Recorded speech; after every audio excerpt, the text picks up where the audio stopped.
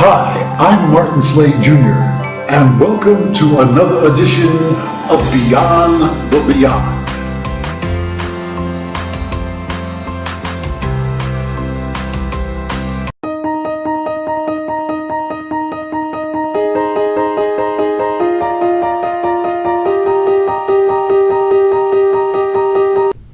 Hi, and welcome to another edition of Beyond the Beyond.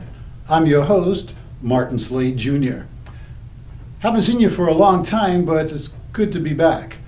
Our show today deals with transformation, and there are many things that are going on in our world right now that are very transformative. This show is about transformation, and we're living in a period of time of transformation, great transformations, both social, political, economic, and spiritual. The Mayans, as you well know, gave us an indication that there would be a great change in the year 12/21/12, and we all anticipated something great was about to happen. Some people had an apocalyptic view that the world was coming to an end, and well, we're still here, and we know that the Mayans were very technological. They had advanced astronomy. They watched the stars and the universe and the planets, and they were very akin to knowing what was going on beyond just their little world here on Earth. And of course, people began to speculate when they heard about the period of time which was allocated to a time of change. People who were either very religious, ignorant, or otherwise surmised that it was the end of the world. And as I said, the world has not come to an end as of yet. What the Mayans are really saying was that it was the end of one period of time and the beginning of another period of time, that things in the universe would be changing on a cosmic level. And of course, very few people understand anything connected with outside the realm of the five senses, and know little or import about what goes on concerning the stars and the planets and their rotations and the aggregation of molecules and atoms, etc., etc. Well, there have been dramatic transformations with the weather, and you've noticed that there's been flooding all around the world, in just about every country and on every continent. And of course, there are rumors of wars as depicted in Revelations, and there are plagues and diseases.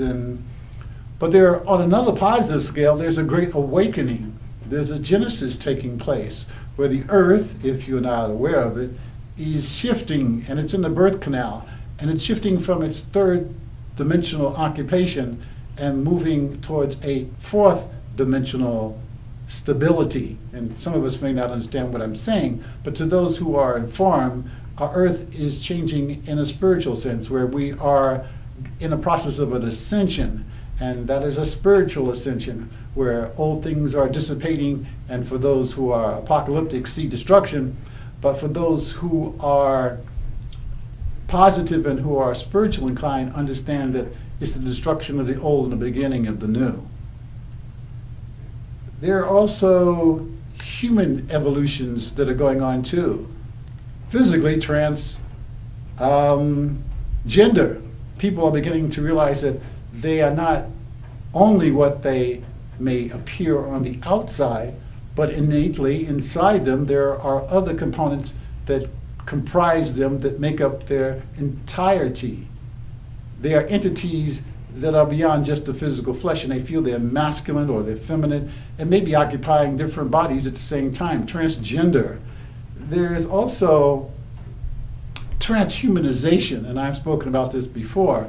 Transhumanization, where we're becoming more bionic and mechanical, artificial hearts and limbs and livers and hair and organs, and we're having a tendency to becoming less biological and more mechanical.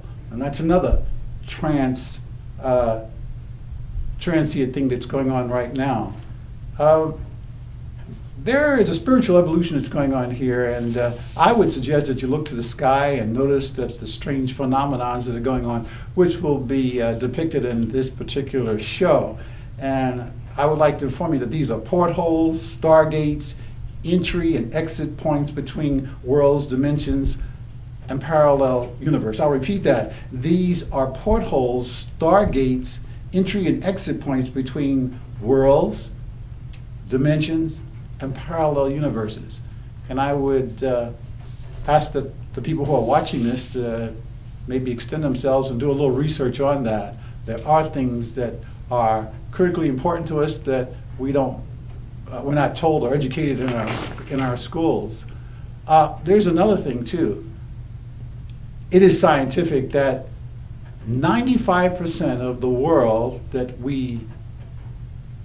95% of things that we do not see that exist, such as dark matter and other worlds and dimensions and things, we only see 5% of the known universe and world. Now, I want you to hear me again. As a sentient human being, we only are cognizant or aware of 5% of what reality is comprised of. Another 95% is hidden. So therefore, our understanding of our world and our universe is negligible, and we know little or nothing about it, truly.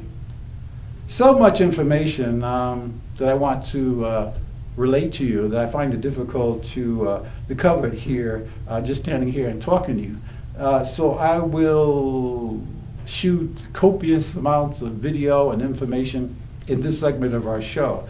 And I hope you enjoy the show. And I would suggest that if you see it just this time or another time, that you get a pen on a piece of paper and write some of these things down. Yeah, they're unusual. This is not a show meant for people who just want to, get by or just happy the way they are. If you're looking for wisdom and for knowledge, I'm not the only source, but a source of information that I think will be critical because these are critical times. And it's also enjoyable. So let's go and let's get to work and let's explore the universe in a different light. Let's enjoy the transformation.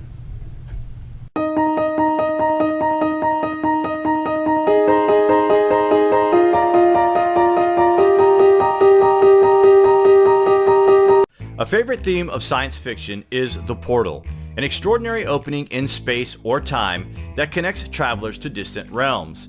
A good portal is a shortcut, a guide, a door into the unknown. If only they actually existed. Well, what if we were to tell you that they do exist, but we have just lost the knowledge to use them? The keys are lost. For as long as we can remember, humanity has been curious as to what lies beyond the stars and how could we get there. And although there is no conclusive proof that any civilization in Earth's history has ever had the capability to explore the stars, there are signs all over the planet that prove the stuff we believe as science fiction has been a reality all around the world in intervals in Earth's history. Maybe it was interstellar travelers to the Earth that put them there, and maybe it was an advanced civilization in Earth's distant past. How arrogant are we to even believe that we are the only intelligent civilization ever to have existed on Earth? These ancient inhabitants cover the lands on every region of the planet and appear to have been connected somehow with evidence of a power grid and sharing of construction methods, including pyramid structures, sharing a mind-boggling scenarios in which enormous stones weighing upwards of 1,000 tons were shifted with ease for miles. Some awesome source of power has been at work on Earth long before modern humans. That's a fact. Anyway guys, we wanted to share with you evidence of Stargate portals on the Earth and the stories from the modern ancient people who passed down the stories of the pre-cataclysmic ancient people. Many ancient cultures speak of portals to other worlds and gateways to star systems where their creators reside. Modern thinking tells us these tales are merely myths and legends. However, recent declassified FBI files have stated that our Earth has been visited by beings from other dimensions and planets. NASA even announced that portals do indeed appear to be hidden within the Earth's magnetic field, making some wonder if the legends of stargates, portals, and wormholes may have some degree of truth to them. Wait till you hear this. So starting at number 6 with the stone arrangement in Lake Michigan. This is something that caught our eye a long time ago. We were actually looking at the Lake Michigan UFO incident from the 1990s and listening to the emergency calls by hundreds of eyewitnesses when we came across the pictures of the underwater structures. In 2007, while searching for the remains of shipwrecks, scientists discovered a stone structure 12 meters below the surface of Lake Michigan. Thought to be at least 12,000 years old, the structure has been dubbed Michigan's equivalent of Stonehenge. One thing of particular interest was a carving on one of the stones of a mastodon, which is believed to have become extinct 10,000 years ago, an indication of the structure's age. The location of the site has been kept secret, at least for now. This is part of an agreement with the local Native American tribes who wish to keep the amount of visitors to a minimum. While a lot of mainstream scientists are skeptical about the age of the site, many believe that this is the remains of a Stargate. The site has also claimed several bizarre disappearances and gained the title of the Michigan Triangle. Not bad for starter, guys, but we're just getting warmed up. At 5 on our list, the ancient Sumerian Stargate at the Euphrates River. Have you ever seen the famous Sumerian seal on shows like The Ancient Aliens that shows a Sumerian god appearing from a portal of his world into ours? You probably have. This is one of these eye-openers, and when you realize what is being depicted, then it can have a sudden awakening effect of your mental consciousness. The god appears to be on a staircase that is moving away from the person viewing the seal. On each side of the emerging god, there are strange shimmering columns of water. Another Sumerian artifact that claims to show evidence of stargates is that of Ninurta. Ninurta not only appears to be wearing a modern-day wristwatch, but is also using his fingers to press what appears to be a button on the wall of the gateway he is standing in. It is a stunning example of ancient technology, and it almost certainly proves that the world we have been brought up to believe in is older by possibly hundreds of thousands of years. The Stargate in the Euphrates River has been buried and lost under the ruins of the Mesopotamian city of Eridu for thousands of years. But we know it is there because there is a verse in the Bible which translates as a crude attempt to document history. This is found in chapter 9 of the book of Revelations, where it speaks of this Stargate. The verse reads, "Then the fifth angel sounded his trumpet, and saw a star that had fallen from heaven to earth, and it was given the key to the pit of the abyss. The star opened the pit of the abyss, and smoke rose out of it like the smoke of a great furnace, and the sun and the air were darkened by the smoke from the pit. And out of the smoke, locusts descended on the earth." Does that not just send shivers down your spine, or what? At 4 on our list, the Gates of the Gods, Peru. Back in 1996, it was discovered by Jose Luis Delgado Mamani while he was trying to learn the layout of the area for a job he had recently taken as a tour guide. The Gates of the God at Hayumarca in Peru is said by native tribes to have once acted as a gateway to the lands of the gods. Mamani even claims that he had dreams of the doorway for years before he had accidentally found it. In his dream, Mamani stated that the pathway leading to the doorway was made of pink marble, and had also witnessed a smaller door that was open with a brilliant blue light coming from what looked like a shimmering tunnel. The doorway is actually 2 doorways almost in a T-shape. Legends stated that the larger door is for the gods themselves. The smaller door is for mortals to pass through, and some heroic mortals did, becoming immortals themselves to live among the gods. One legend of a mortal passing through the doorway appears to lend a little credibility to Mamani's alleged dream. The story says that when Spanish explorers arrived in Peru in the 16th century, looting Incan riches as they went, an Incan priest named Amaru Maru fled his temple with a valuable golden disc, the key of the gods of the 7 rays. Amaru Maru found the doorway and saw it was guarded by a shaman priest. He presented to them the golden disc, and following a ritual performed by the priest, the smaller doorway opened. Behind it was a tunnel that shone with a great blue light. Amaru Maru passed into the doorway, left the disc with the shaman priest, and vanished from Earth to the land of the gods. Interestingly, investigators did discover a small, round indentation in the rock on the right-hand column of the smaller doorway. The examinations led them to believe that should a disc-shaped object be inserted into the indentation, it would be held in place by the surrounding rock. At 3, the Ramasu Yana Stargate, Sri Lanka. Carved on a massive piece of stone wall and mostly hidden between the boulders and cave systems, a Ramasu Yana, is what is believed to be a star map or star chart. The symbols carved on the rock are said to be a code that opens the Stargate and allows the opener to travel from this world to other areas of the universe. Directly opposite the star map are 4 stone seats or chairs. The name of the star chart is Shakwala Chakreya, which is believed to mean the rotating circle of the universe. According to Sinhala interpretation, Shakwala means universe and Chakreya means a rotating circle or disk. In many ancient Native American legends, stargates or portals were represented by rotating circles. Similar star maps have also been found in other ancient sites said to be stargates, such as Abu Ghraib in Egypt and many more ancient sites in the Andes of South America. Yet, mainstream historians discard the notion that the Shakwala Chakreya is a portal or stargate. In at number 2, Sedona Vortexes and the Doorway of the Gods. Sedona, a small town in Arizona, was once known by the Native American tribes as Nawanda, and at one time a most sacred city to them. It is said the red rocks of the deserts that surround the small town can create vortexes with the capability of transporting people to another realm or dimension. Native Americans believed their rocks were spiritually charged, while sounds emitting from them have been reported. In the mountains of Arizona claims to be the Doorway of the Gods, a strange stone arch portal to another time and space. In the 1950s, a local tribesman was aiding treasure hunters who were searching for gold in the mountains. He told them a story of his people dating back to the 1800s of 3 tribesmen who had discovered the archway while riding in the desert. The story goes that when one of them walked through, he simply disappeared. The other 2, believing they had encroached on sacred land, fled the scene. The helpful tribesman stated that he had also seen a strange incident at the alleged doorway. While out in the desert, a sudden rainstorm hit the area and turned the skies gray with clouds. As he turned to leave, he caught a glimpse of the archway and saw that the skies through the arch were clear blue. He walked closer to see it, seeing that the archway's image of a mountain range was the same and the only difference was the sky.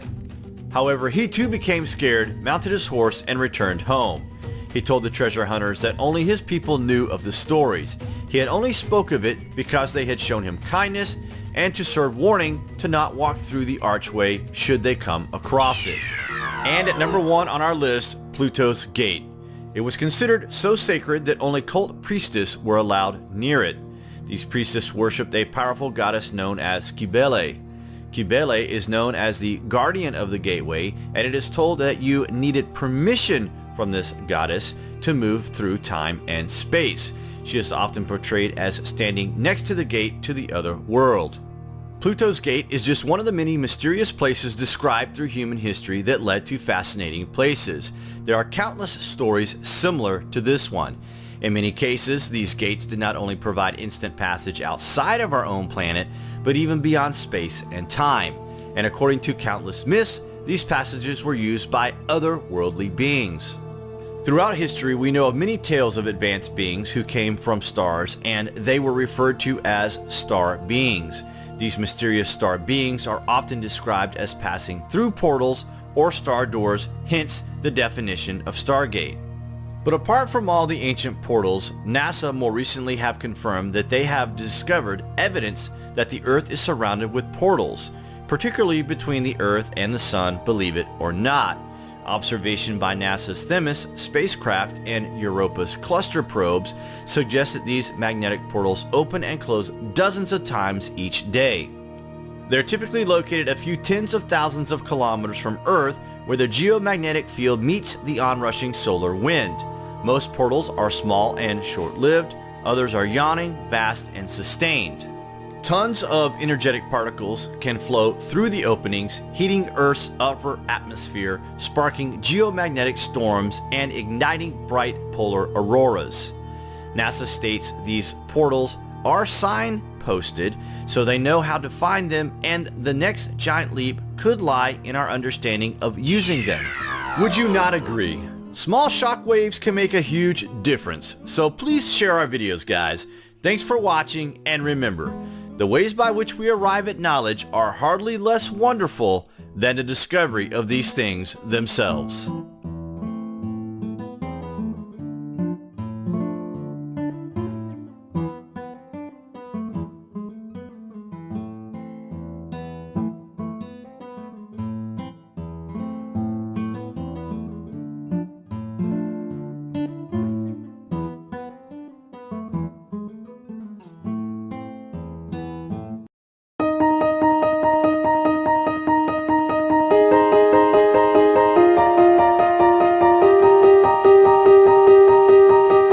Achieving a digital upload of consciousness.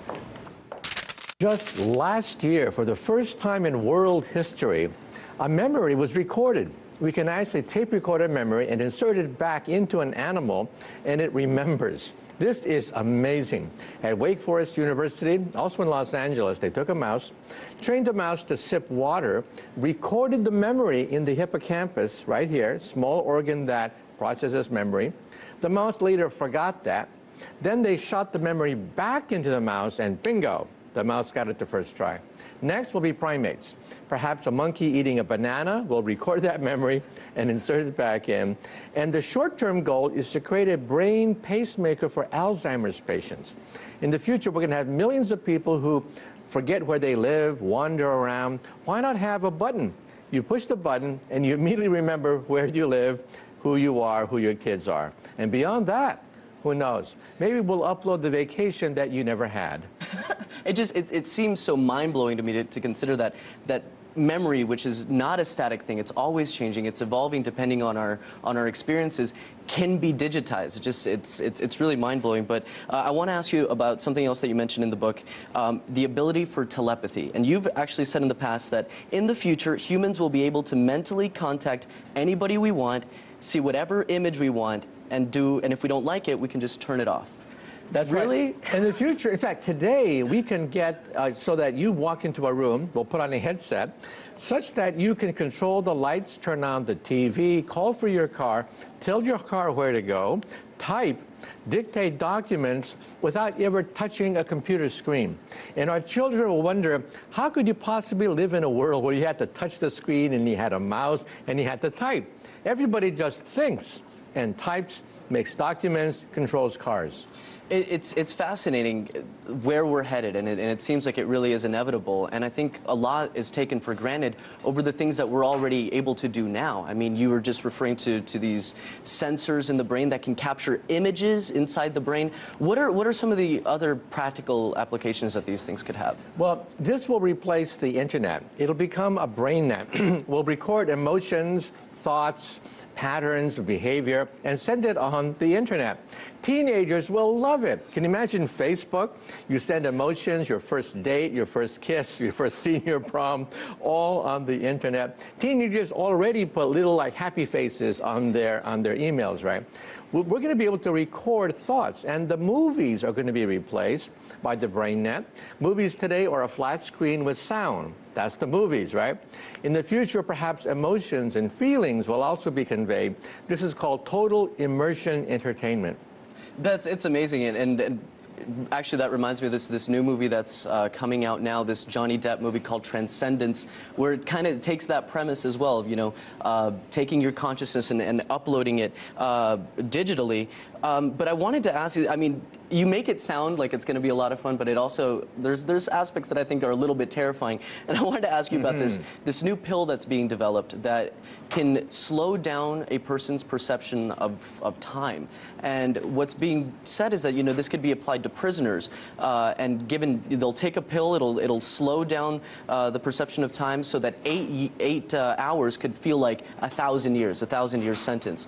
How would this work, and why does the future sound so terrifying? Well, we are tinkering with the brain itself. For example, people who have traumatic memories of war, sometimes they're paralyzed with these horrible memories of a rape, an accident, warfare. We can create a forgetful drug that actually takes the edge of many of our most violent and oppressive memories. However, the President's Commission on Bioethics recommended against marketing the forgetful drug because they said that even unpleasant memories are useful. We learn from them. But personally, I think that sometimes some memories are so disastrously awful that they paralyze you. They prevent you from becoming a normal person. And I think we should allow forgetful drugs to be marketed. Also, drugs and therapies which can perhaps even increase intelligence are now being talked about. We'll have perhaps memories that we can upload into the mind, perhaps memories of a job that we're not trained for. Or perhaps a college student will upload a course that they flunked in college. We can perhaps increase our intelligence. And now we're also investigating super intelligence, photographic memory. People who memorize everything. They hear a concert, they see a landscape, they can draw the landscape, they can reproduce the entire concert on one try. How is it possible that people have that in mind? We now believe that the mind records, but the mind also forgets deliberately. These people, the forget mechanism is broken. They never forget. They have a photographic memory, and we think that some great scientists of the past had this ability, the ability to have access to powers of the mind that we cannot as mortals. Right, and this is nothing new. This is something that you know can date back for a very long time. People that have those photographic memories, and you've actually said that right now, the time that we're living in is the golden age for learning about the mind. That we've learned more in the last 15 years than in all of prior human history. Why? What took so long? Because only recently have we had the physics, the instruments like the MRI scans that are sensitive enough to see the blood flow of the thinking brain down to like 1/10 of a millimeter. And now we have supercomputers that can actually read these thoughts and control computers by thinking. So by thinking, we can now control mechanical arms, mechanical legs. We can type. We can control thermostats, turn on the web, change a channel on a TV set, turn on the toaster. All of it just mentally.